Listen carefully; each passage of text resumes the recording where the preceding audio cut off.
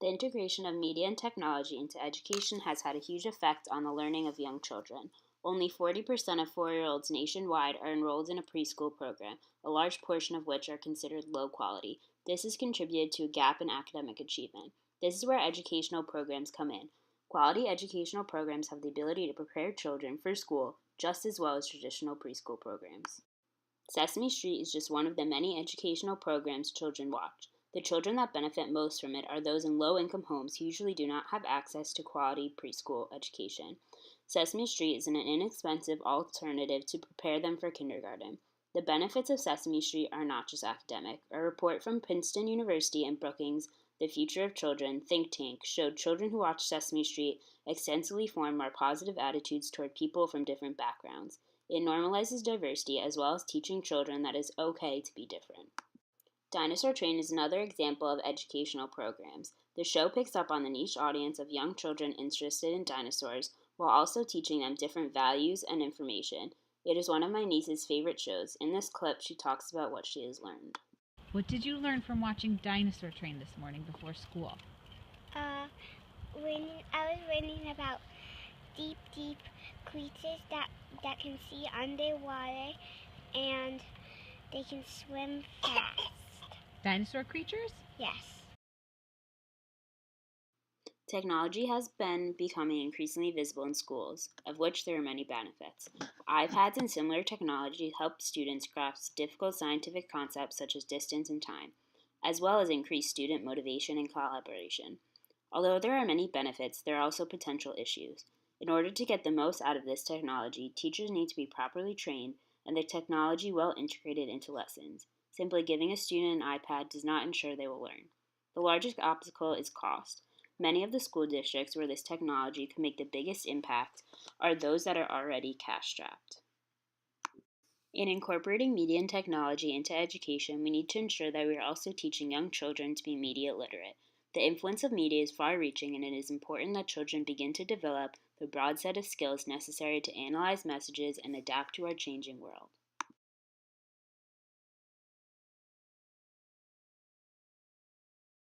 A recent study was conducted that surveyed 500 K-12 instructors nationwide regarding technology in the classroom.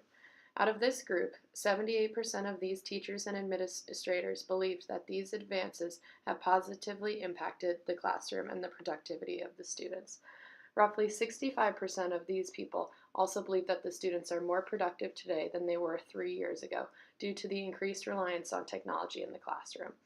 These advancements in high schools are helping to better prepare students for higher education. Many high school teachers have adapted to the technological innovations for the benefit of their students. Some feel they need more interactive and discussion time in class, so they record and upload their lectures in video form to a website. This allows students to watch them for homework. Similar to doing a reading assignment, this helps the students come to class prepared to have a discussion and ask questions. Edline is an online grading and homework system for grades 6 through 12 that allows teachers to post grades and homework assignments for students to see. On this website, students can access PowerPoints from classes that are uploaded by teachers, and they can even submit online homework assignments.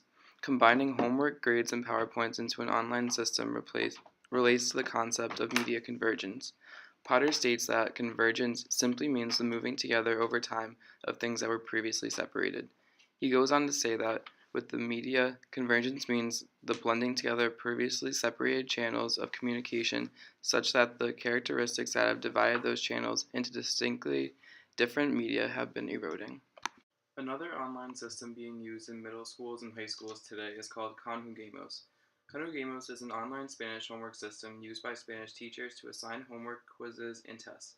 On this site, students can practice vocabulary words and perform homework assignments such as fill in the blank, short answer, multiple choice, and essay questions. This website allows students to practice Spanish and enhance their knowledge on the language. Though there are many positive aspects of using technology in middle schools and high schools, there are also some negative aspects.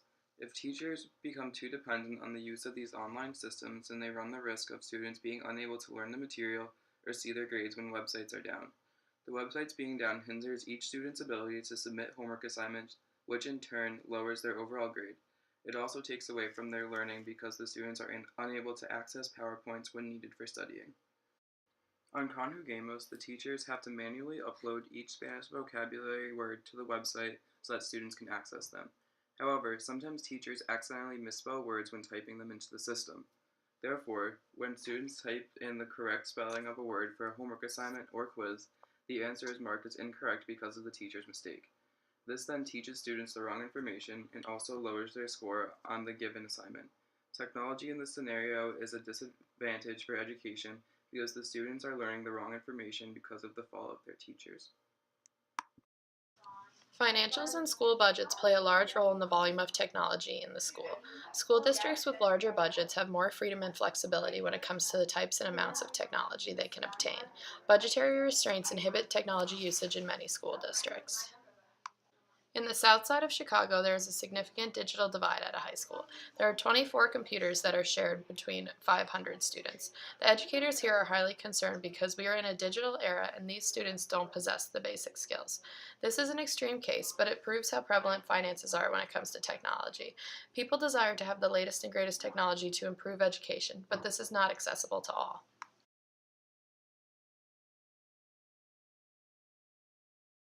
In colleges today, technology is seemingly unavoidable.